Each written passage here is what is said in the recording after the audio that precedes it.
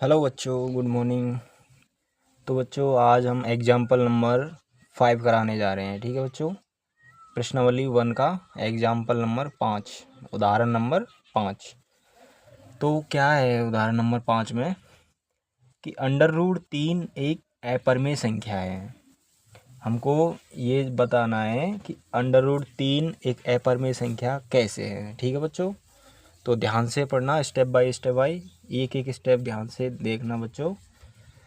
तो अगर ये एक परिमेय संख्या है, अपरिमेय संख्या है, तो हम इसके विपरीत मान लेते हैं बच्चों कि अगर ये अपरिमेय संख्या है तो हम इसको एक परिमेय संख्या मान लेते हैं। ठीक है बच्चों, माना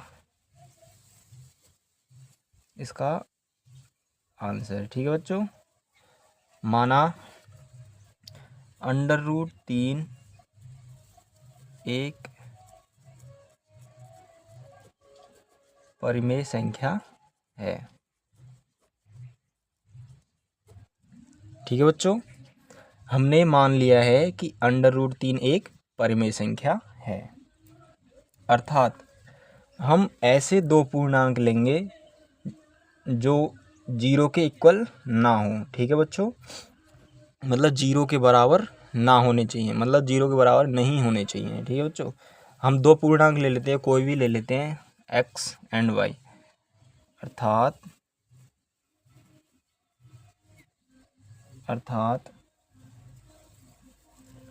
हम ऐसे दो पूर्णांक लेते हैं, दो पूर्णांक प्राप्त कर सकते हैं या फिर ले सकते हैं। ठीक है, जो कि क्या है, x एंड y, ये हमारे पूर्णांक हैं। अब ये दोनों जो है, दोनों जीरो के इक्वल ना हों। ठीक है बच्चों, मतलब x और y जीरो के इक्वल नहीं होने चाहिए। ठीक है, तो √3, अब जो ये हमने जो पूर्णांक लिए हैं बच्चों, इनको हम √3 के इक्वल कर देंगे। तो हमने ये परिमेय संख्या मानी थी, परिमेय संख्या में जो होता है वो p/q के रूप में जो पूर्णांक होते हैं उनको दर्शाया जाता है। ठीक है बच्चों, तो √3 is equal to x/y, √3 is equal to x/y।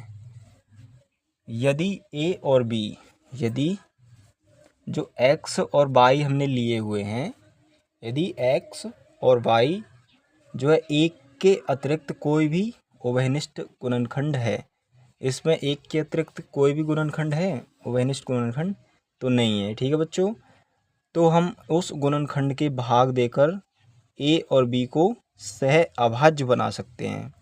a और b को हम सह अभाज्य बना सकते हैं। तो बच्चों इसको हम डायरेक्ट करते हैं, तो इसको इधर गुना कर दो, इस वज्र गुना कर दो, दोनों इसके नीचे एक लगा दो, तो दोनों को गुना करेंगे तो क्या आएगा, x is equal to √3 into y। ठीक है बच्चों, ये आएगा अपना x is equal to √3 into y। Okay, ये इसको हम इसकी कुछ उस वो भी लिखेंगे कैसे, इसलिए x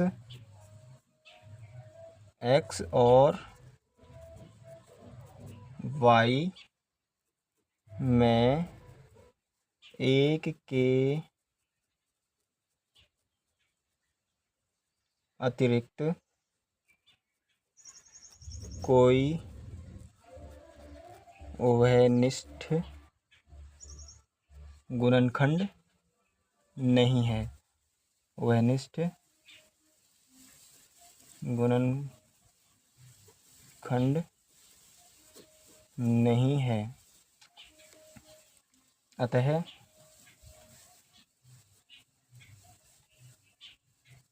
जो उभयनिष्ठ गुणनखंड हमारा एक है, अतः उभयनिष्ठ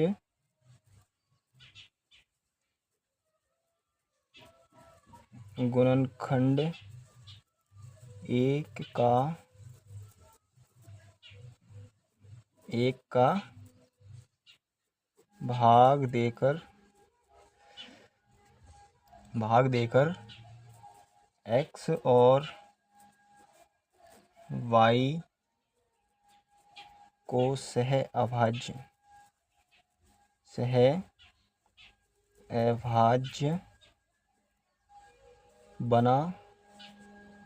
बनाया गया, सह अभाज्य बनाया गया। ठीक है बच्चों, ध्यान से देखो बच्चों, एक एक स्टेप हमने ये हम सिंप्लीफाई किया। तो इसमें x और y में एक के अतिरिक्त कोई उभयनिष्ठ गुणनखंड दिख रहा है बच्चों? नहीं दिख रहा। इसमें एक का मल्टीपल हो रहा है, इसमें भी एक का मल्टीपल हो रहा है x और y में। अब इसमें √3 का मल्टीपल हो रहा है, यहाँ पर √3 मल्टीपल नहीं है, तो इन दोनों में उभयनिष्ठ कुछ भी नहीं, क्योंकि उभयनिष्ठ सिर्फ एक ही है दोनों में। ठीक है बच्चों, अब हम दोनों पक्षों का जो है वर्ग कर देंगे। ये हमारी जो संख्या आई थी निकल के, अब इन दोनों पक्षों का वर्ग कर दो। तो दोनों पक्षों का वर्ग करने पर इनका जो वर्ग करो, x का वर्ग x² बराबर √3 इंटू y का स्क्वायर। ठीक है बच्चों, इसको सिंप्लीफाई करो। x² बराबर √3 का वर्ग जो होता है, रूट हट जाएगा और 3 बच जाएगा, √3 का 3 और y का y²। ठीक है बच्चों, ये हमारा समीकरण आ चुका है। ठीक है बच्चों, x² बराबर 3 इंटू y²। नाउ अब क्या करेंगे बच्चों कि a² जो है, a² जो हमारा x² है, ठीक है बच्चों, हमारा x² जो है 3 से विभाजित है।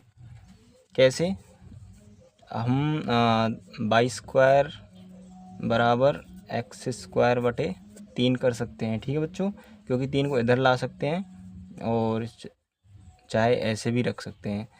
अब हम इसमें कह सकते हैं कि x² जो है ये 3 से विभाजित है। ठीक है बच्चों, x² 3 से विभाजित है, अतः x² 3 से विभाजित है। अब इसमें जो 3 है, 3 जो है जो x को भी विभाजित करता है, ये 3 x को भी विभाजित करेगा, क्योंकि जब x² को विभाजित कर रहा है तो यहाँ पे देखो x अगर इसमें √3 को नीचे ले जाते हैं तो भी वो x जो है 3 को विभाजित करेगा। बिल्कुल सही बात है। अतः हम x बराबर 3z, अतः हम x बराबर 3z लिख सकते हैं।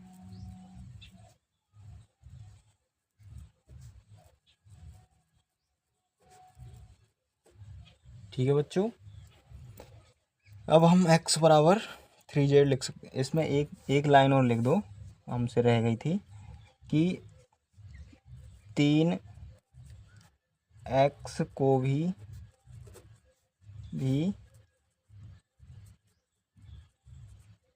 विभाजित करेगा, अतः हम x बराबर 3z भी लिख सकते हैं। जहाँ z बराबर क्या है, एक पूर्णांक है। यहाँ जो z है यहाँ भी लिख लो, जहाँ z क्या है, एक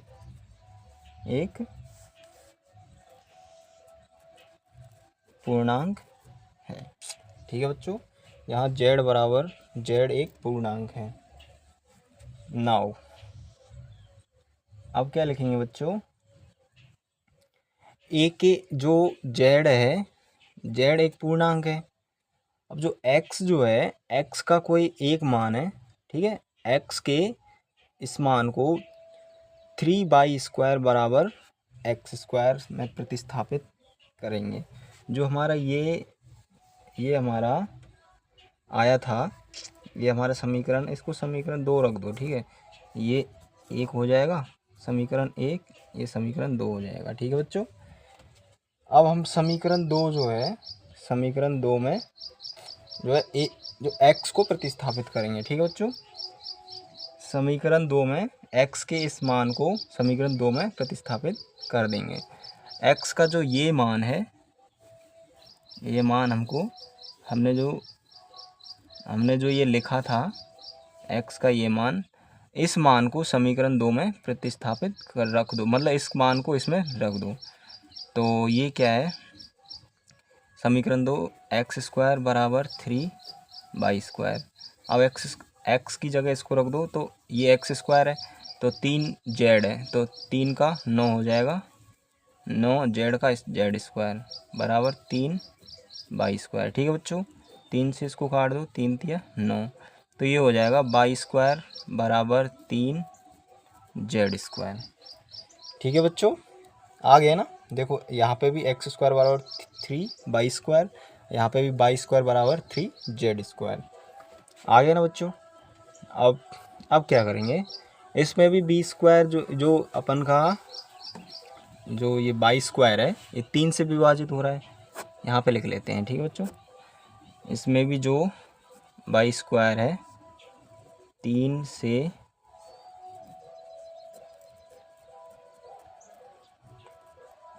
विभाजित हो जाता है, ठीक है बच्चों। ऐसे ही हम करके हम और भी आगे बढ़ा सकते हैं, लेकिन हम अब यहीं रुकेंगे। अब ए और बी में कम से कम जो है, जो हमारा x और y है, ठीक है बच्चों, x और y में कम से कम एक उभयनिष्ठ गुणनखंड कौन सा है। 3 आ गया, क्योंकि यहाँ पे भी 3 आया है, यहाँ पे भी 3, यहाँ पे भी 3 आया है, तो x और y जो है उसमें कम से कम एक उभयनिष्ठ गुणनखंड है, वो है 3। इसको, इस लाइन को भी लिख दो बच्चों। अतः x और y में कम से कम एक उभयनिष्ठ गुणनखंड क्या है, 3 है। उभयनिष्ठ गुणनखंड क्या है, 3, ठीक है बच्चों। ओके, यहाँ तक आपको समझ में आ गया होगा।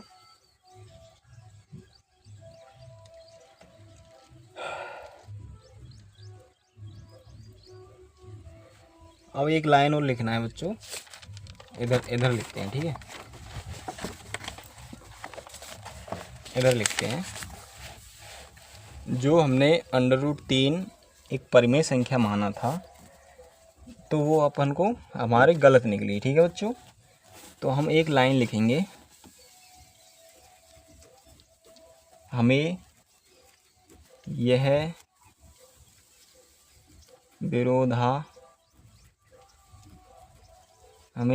विरोधाभास अपनी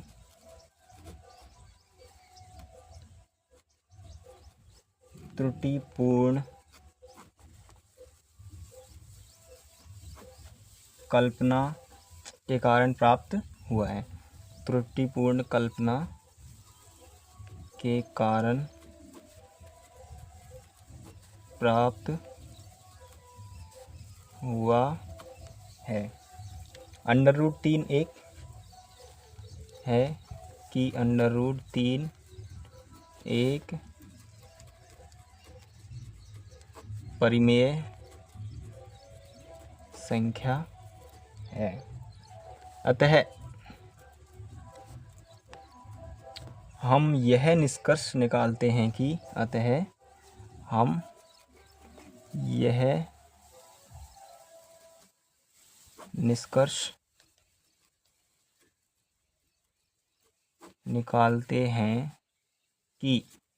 √3 एक अपरिमेय